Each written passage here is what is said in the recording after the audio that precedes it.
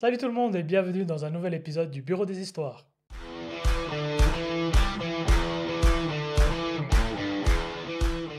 Aujourd'hui, un épisode un peu spécial parce qu'on ne vous racontera pas d'histoires Reddit, mais les histoires de nos abonnés. Mais avant de lancer les histoires, cliquez sur pause, abonnez-vous à la chaîne si ce n'est pas déjà fait, mettez un petit like parce que ça fait toujours plaisir et ça nous aide grandement. Et puis on y va comme ça. Yes! Alors, on est parti. Est-ce moi le problème de ne pas vouloir pardonner ma belle-maman après tout ce qu'elle m'a fait? L'histoire de belle-maman, c'est toujours... Problématique. Je suis une femme de 28 ans. Il y a maintenant 5 ans, mes parents se sont séparés. Ma mère est partie et nous a laissé sa maison. Pendant 6 mois, j'ai épaulé mon père, en plus de mon métier d'aide-soignante, car il a fait une très grosse dépression. Finalement, au Nouvel An, ma tante, la sœur de mon père, vient accompagnée d'une amie pour la présenter à mon père. Au début, il ne voyait pas l'intérêt d'après ce qu'il nous a dit. Mais ensuite, ils ont commencé une relation. Avec ma mère, ils ont décidé de vendre la maison où on habitait actuellement, mes deux sœurs, mon père et moi.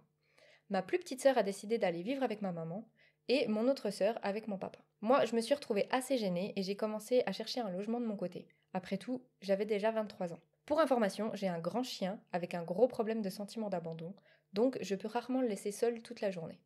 Ce qui m'a valu plusieurs échecs pour louer quoi que ce soit. Finalement, mon père m'a convaincue d'habiter avec lui dans une grande maison qu'ils ont achetée, en me promettant indépendance, avec une sorte d'appartement à l'étage. J'ai dit oui. Ma sœur a rapidement été en conflit avec ma belle-maman, et est parti vivre avec son copain. Mon papa, à notre emménagement avec mon aide, avons fait la chambre, mais fatigué entre les travaux de la maison et le boulot, il a reporté l'appartement en me proposant une cohabitation avec eux. J'ai vécu une bonne année tranquillement, mais un jour, j'ai eu droit à une situation de crise où ma belle-maman m'a envoyé un message pour me dire que j'étais insupportable, une vraie gamine pourri gâtée, et qu'elle ne supportait plus mon comportement d'asocial, que j'étais tout à fait bizarre et que mon comportement n'était pas normal. Sympa la belle-mère. Surtout si c'est sorti de nulle part comme ça. Ouais, allez tiens, cadeau. Allez, je sais pas quoi faire aujourd'hui. Je suis plutôt quelqu'un de renfermé, c'est vrai, et je passais mon temps dans ma chambre quand je n'étais pas au travail ou avec mon chien à écrire, dessiner, jouer à des jeux vidéo, et que le ménage et moi, ça fait deux. Mais toujours dans ma chambre. J'ai pris sur moi, j'ai fait des efforts et j'ai fini mes études d'infirmière. Mon père, lui, a décidé d'aménager le studio à l'étage pour faire une vraie coupure, comme c'était prévu à la base du coup. J'ai commencé mon travail d'infirmière et quelques mois après, j'ai été chez ma grand-maman 2 mois car elle avait besoin d'être surveillée et aidée suite à des opérations. Lors du mois de juillet, ma sœur se sépare de son copain et se retrouve dans la deuxième chambre de l'appartement. Ma grand-maman va mieux et je pense à revenir à ce que je considérais être chez moi. J'ai alors 26 ans. Je passe voir mon père rapidement suite à un rendez-vous de chez ma grand-maman et on discute joyeusement avec tout le monde, dont elle. La belle-mère. Celle dont on ne dit pas Pas le le nom. nom. Le soir, en rentrant chez ma grand-maman, je vérifie mes mails. Je devais avoir un message de ma cadre de santé et je vois que ma belle-maman m'a envoyé un mail à 15h. Je précise qu'à 17h, j'étais chez mon père avec elle. Là, je tombe de haut. Un mail de 5 pages où elle explique qu'elle ne me supporte plus, que je rends malheureux mon père, que c'est de ma faute à moi et à mes sœurs s'il n'a pas pu vivre heureux. Elle va même jusqu'à me reprocher d'avoir été en vacances avec mon père et laissé son chien malade qui est décédé quelques semaines plus tard. Elle me traitait de Tanguy, disait que j'étais le problème de leur couple, insultait gracieusement ma maman, me disait que c'était honteux de ma part de me croire chez moi. Elle a fini par un « ton père serait ravi de t'avoir à dîner samedi » et un « bon retour chez nous ». What? C'est un peu va te faire un, mais salutations quoi. Non mais c'est Dr Jekyll et Mr Hyde cette femme en fait. Quel enfer. Bref, je me mets à pleurer de fou et ma grand-maman décide de m'héberger le temps que je trouve un appartement. Mon père, pas au courant, me voit le lendemain venir chercher mes affaires et tombe des nues aussi. Il y a eu une grosse dispute et moi je me suis dit que je ne veux plus jamais la revoir. Mais ma tante, la sœur de mon père, m'appelle. Elle a vécu une situation compliquée avec sa sœur et son mari et a perdu contact pendant des années avec mes cousins. Elle me dit que je regretterais toute ma vie de louper ces moments en famille. Je prends donc sur moi et accepte qu'elle revienne dans ma vie, seulement accompagnée de mon père et cordialement. Mais sans plus. Cette histoire remonte désormais à 2 ans et je tiens une rancune tenace contre elle. Et mes sœurs le savent très bien. Je ne suis pas du genre à être gentille avec elles, loin de là, et je suis même plutôt méchante quand mes sœurs me parlent d'elle. Je reste cependant très adaptée en sa présence, et elles jouent très bien les faux culs avec moi aussi. Mes sœurs disent qu'il faut que je passe à autre chose car ma relation tendue avec ma belle-maman m'empêche de voir mon père. Mais je n'arrive pas à lui pardonner. Elle a cassé un lien hyper fort avec mon père et m'a rabaissé plus bactère. Alors, c'est moi le problème? C'est compliqué à dire, parce que mine de rien, on n'a qu'une version des faits, comme d'habitude, Oui. on va dire.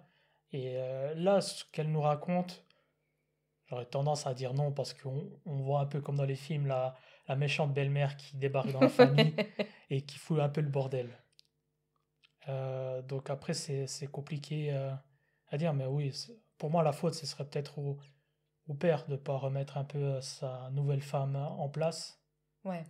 Surtout qu'elle a été là pour lui quand il était en dépression. Oui, et puis c'est quand même lui qui a proposé qu'elle vienne vivre dans un appartement en haut. Ouais. Donc derrière de dire que c'est un Tanguy et qu'elle part pas de la maison, alors qu'elle est en études encore. Après, je comprends jamais ces gens qui sont sympas de base et qui finissent toujours avec une personne Hmm. malveillante ou Ouais. méchante au fond. Tu dis, mais tu vois pas la personne que c'est ou quoi? Ouais, c'est sûr. Non, mais c'est vrai que c'est triste, surtout comme visiblement ils avaient un lien très fort avec son père. Donc je comprends pas comment tu peux en terminer là avec, on va dire, un élément extérieur. Ouais. À cause d'un élément extérieur. Je comprends jamais en fait ce dynamisme-là. Après, elle dit pas dans l'histoire si sa belle-mère a d'autres enfants et que du coup, elle veut pas que son mec maintenant soit un peu plus généreux avec ses enfants à lui et pas avec ses enfants à Ouais, elle. il y a peut-être un truc aussi de jalousie, de choses comme ça. Mais c'est vrai que je trouve en fait que ça sort de nulle part. Et en plus, envoyer des mails. 5 pages. Enfin, ouais, je sais pas. C'est comme si elle te disait, je te convoque à une séance pour. C'est trop bizarre. Enfin, parle aux gens. Si t'as un problème, tu parles aux gens. Tu commences pas à envoyer des mails à ta belle-fille pour l'envoyer bouler. Et puis après lui dire, on t'attend samedi pour le dîner. Ouais, c'est vrai que ça, c'est bizarre. Elle a quand même un souci. Tu vois ce que je veux dire? Enfin, tu parles, surtout que tu l'as envoyée à 15 h, elle est venue à la maison entre deux, et tu fais comme si de rien n'était. Enfin, Ouais. non, je trouve. Ça montre quand même des signes légèrement toxiques de la part de la belle-mère. Non, non, c'est sûr. J'essaie toujours un peu de faire L'avocat du l'avocat diable, du diable et dire c'est oui, clair. peut-être qu'il y a autre chose. Non, mais c'est bien, ça pousse des raisonnements. Des fois, on. Mais c'est vrai que là, dans l'histoire qu'elle nous raconte et comme elle le raconte, c'est quand même compliqué de dire autrement que la méchante et que La le problème méchante vient de belle-mère. la belle-mère. Mais encore une fois, pour moi, le problème vient pas forcément de la belle-mère, mais vient du père. Oui, parce que elle se serait pas permis d'aller jusque-là si son père avait mis des limites claires. Oui, Après, visiblement, elle est fait dans son dos, vu que son père n'est pas au courant. oui, mais bon, il n'a pas été au courant des mails et puis le fait, Il l'a euh, appris après coup. il a appris après coup. Mais au bout d'un moment, c'est que tu es aveugle si tu vois pas les choses non plus. Oui, et puis si tu prends pas des décisions une fois que tu la prends.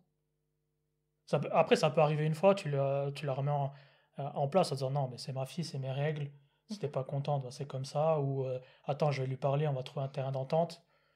Et là, quand il l'a découvert, peut-être qu'il a mis les points sur les i et puis que maintenant que les choses iront bien. Mais c'est vrai que la fille qui raconte l'histoire, bah, je peux la comprendre du fait que ça en fasse trop, quoi. Déjà, avec la Ouais, séparation des complètement. parents, une tierce personne qui arrive et qui fout le bordel.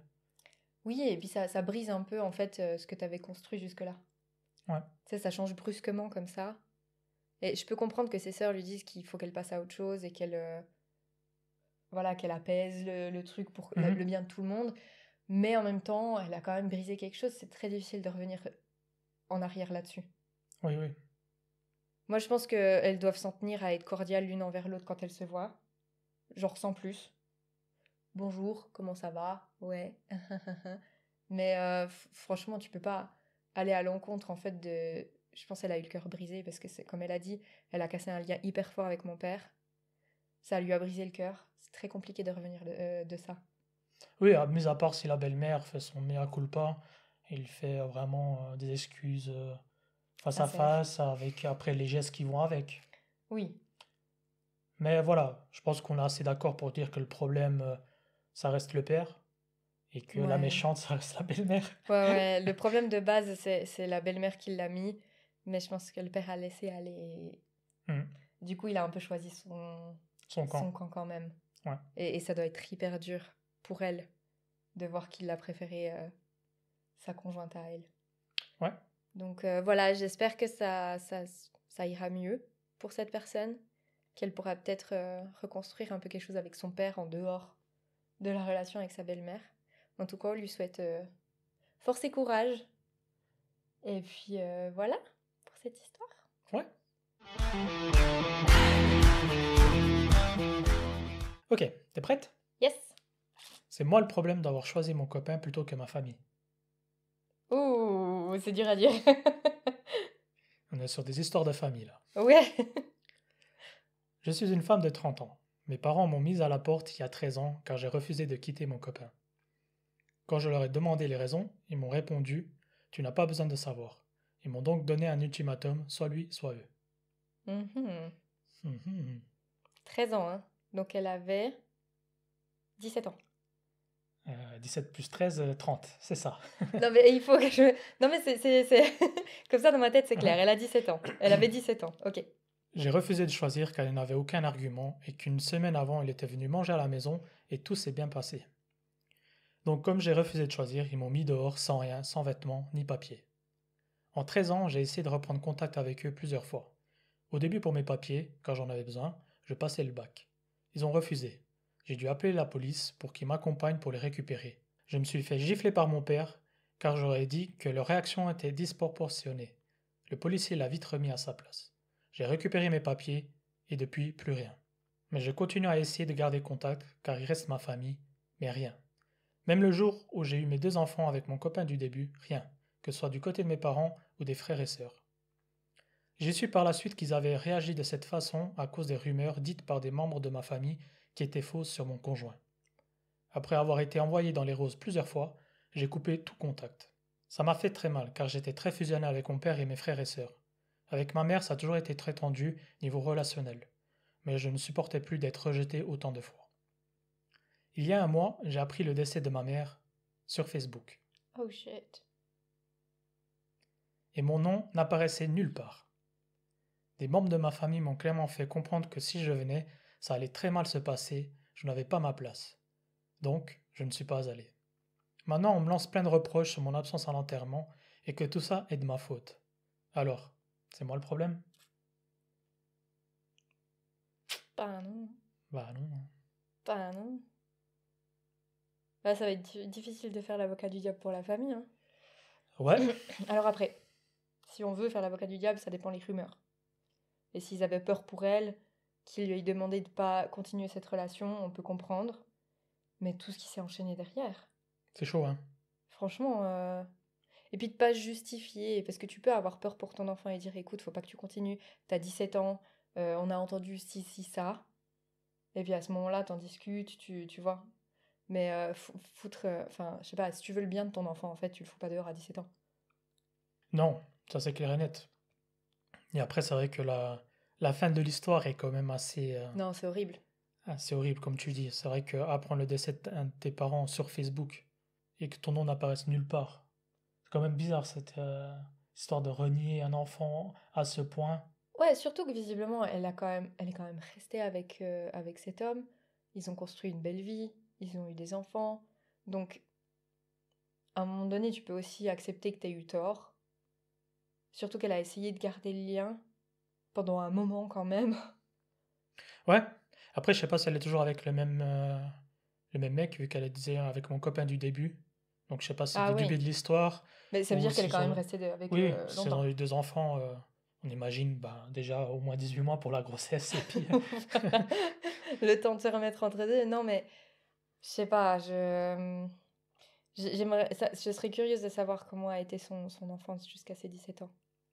S'il y a son eu des enfance. signes avant-coureurs, tu vois, de un peu la toxicité du truc, parce que de passer de 0 à 100 comme ça, ce serait étonnant, tu vois ce que je veux dire? Oui, oui, moi je pense que finalement c'est peut-être cette relation qu'elle explique avec son père, ils étaient très fusionnels, etc.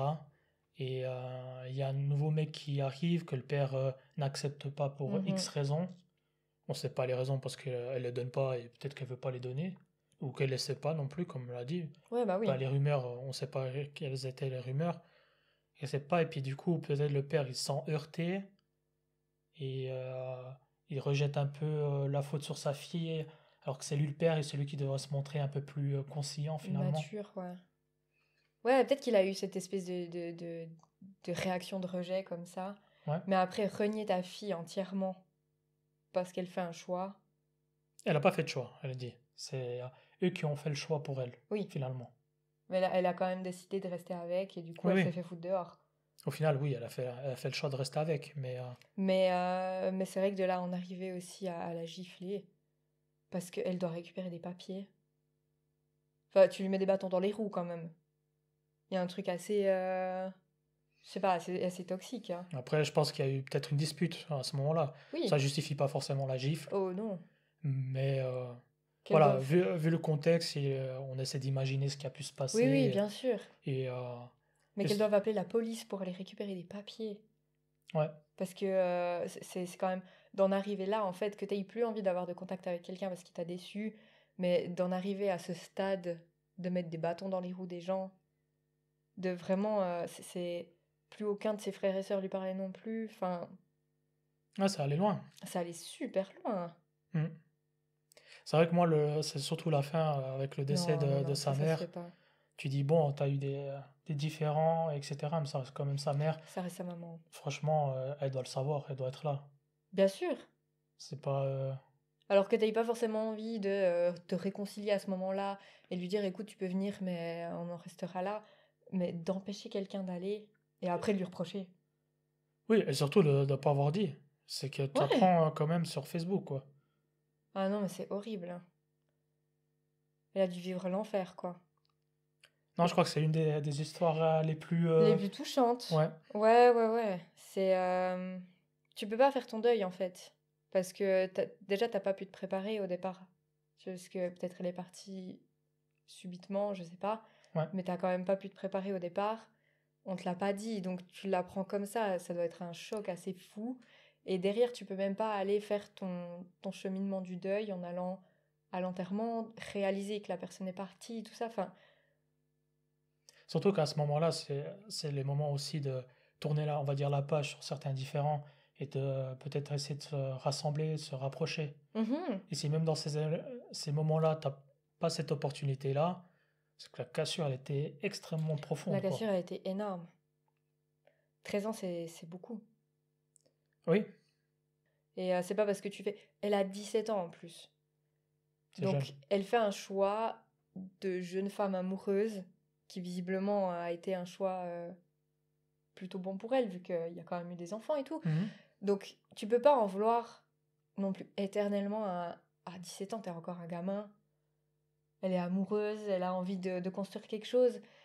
C'est des erreurs de jeunesse, c'est des décisions de jeunesse, c'est pas des erreurs, mais c'est des décisions de jeunesse. Tu peux pas en vouloir à ton enfant pendant 13 ans parce qu'elle a décidé de construire quelque chose avec quelqu'un que toi t'aimais pas trop, quoi. Ouais. Du coup, je pense que là, c'est facile à dire que le problème, ça reste la famille, quoi, La famille en entier. en entier. Il y a même pas, là, tu peux même pas. Alors, je pense les parents en premier lieu, parce que c'est aussi de ça que découle après cette espèce de haine que ses frères et sœurs ont eu contre elle. Tu vois, je pense Mhm. qu'ils ont bien dû mettre de l'huile sur le feu, mais tout le monde. Pour moi, tout le monde craint dans cette histoire à part elle. Ouais. Non, je pense qu'on est assez d'accord là-dessus, sur en tout cas le récit qu'elle fait de cette histoire. Mhm. On met toujours des petites guillemets, surtout dans des histoires comme ça personnelles, parce qu'évidemment, on n'a pas toutes les informations, etc. Donc, on veut pas non plus accabler le reste de la famille comme ça directement, Non, mais c'est vrai que juste le fait d'avoir appris le décès de la mère sur Facebook, déjà, non, ça, non, c'est non, non, non. déjà, pour moi, impardonnable. Donc, Moi, ouais, je serais elle, je ferais une thérapie pour essayer de passer à autre chose parce que ça doit être mentalement affreux, ouais, mais plus personne entendrait jamais parler de moi. Là, il n'y a pas de je reprends contact, j'essaye d'être gentil ou quoi que ce soit. Pour moi, là, c'est. C'est pas parce que c'est ta famille que t'es obligé d'avoir des liens avec. Et là, je pense qu'on a l'exemple type d'une famille avec qui t'es absolument pas obligé d'avoir de lien avec. ouais. Donc voilà pour les deux histoires. N'hésitez pas à mettre en commentaire pour vous c'est qui le problème de ces histoires. Évidemment, soyez bienveillants, ça reste des abonnés comme vous. Mhm. Donc toujours être dans la compréhension. On peut ne pas être d'accord, mais on argumente et on n'est pas forcément dans la méchanceté gratuite. Non. Et sachez que s'il y a des commentaires qui dépassent les limites de ce qu'on trouve raisonnable, on supprime directement. On a eu le cas 1 ou 2 fois, on discute pas. Si ça Ouais. dépasse les limites de la comment tu dis? Bienveillance. De la bienveillance, on supprime. Et si c'est réitéré trop de fois, on bloque, on passe à autre chose. On va pas commencer à débattre là-dessus. Donc voilà, soyez gentils et respectueux. Oui, tu as très bien fait de le dire, c'est très important. Si jamais vous voulez plus d'updates, on a les emails des personnes. Évidemment, ça reste anonyme, on ne va pas diffuser les informations. Non. Donc, on essaiera de recontacter les personnes, voir si elles sont OK de donner peut-être un peu plus de contexte à leur Oui. histoire, répondre peut-être à vos questions. Et puis, si c'est le cas, on fera un petit update des histoires dans Oui, un épisode volontiers. spécial. Et puis, si ce n'est pas le cas, tant pis. Voilà. On force personne. Et si vous êtes intéressé aussi à partager vos histoires, vous n'hésitez pas, vous avez le lien En description. en de la vidéo. description de la vidéo. Et puis vous cliquez dessus, vous remplissez le petit formulaire. Et puis on se fera un plaisir de raconter vos histoires.